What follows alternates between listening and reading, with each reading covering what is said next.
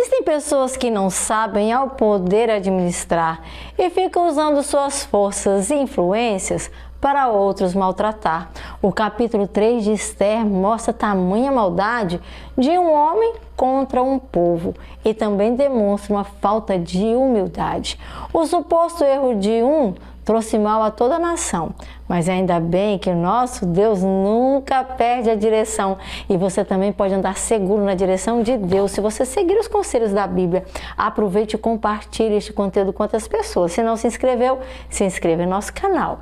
Depois desses acontecimentos, o rei Xerxes Amon-Rou, ele era filho de Amedata, descendente de Agag, e o rei também o ajudou, promovendo e dando uma posição mais elevada do que todas as outras daquela nação que era muito empoderada. Todos os oficiais do Palácio Real, diante de Amon, curvavam-se, e além de curvar-se diante dele, até prostravam-se. E conforme as ordens do rei, como ele ordenava, Mardoqueu, porém, agia diferente, porque ele não se curvava, e diante dele ele também nunca se prostrava. Então, os oficiais do palácio perguntaram a Mardoqueu: por que você desobedece à ordem que o rei nos deu? Dia após dia eles lhe falavam, mas ele não lhes dava atenção.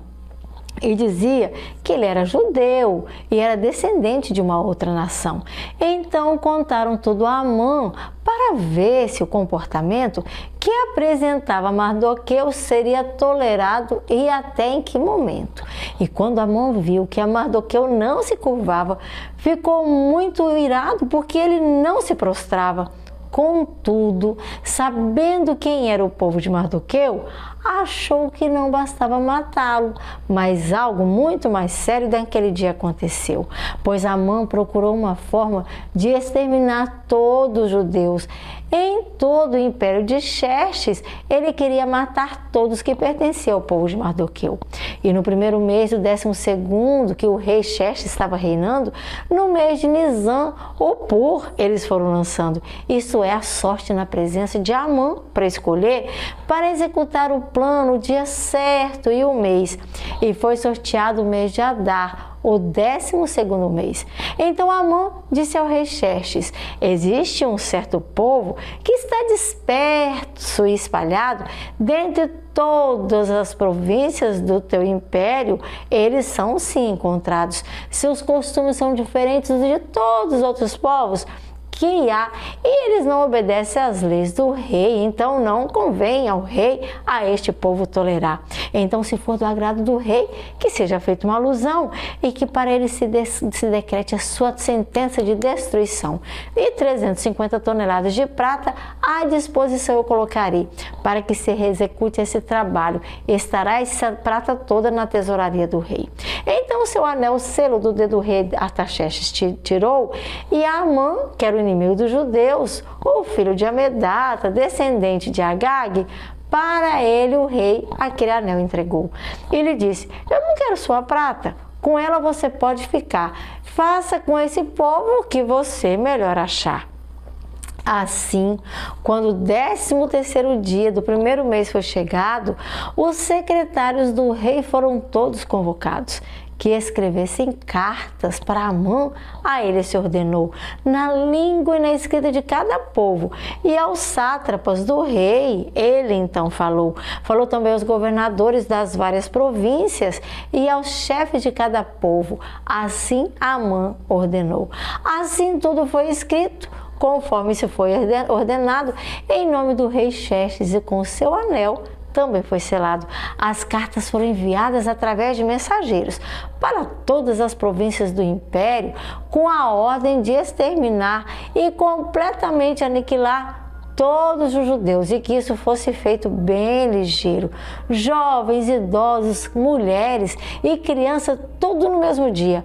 Isso no 12º mês e o 13º dia, que era o mês de Adar, e assim eles podiam os seus bens saquear.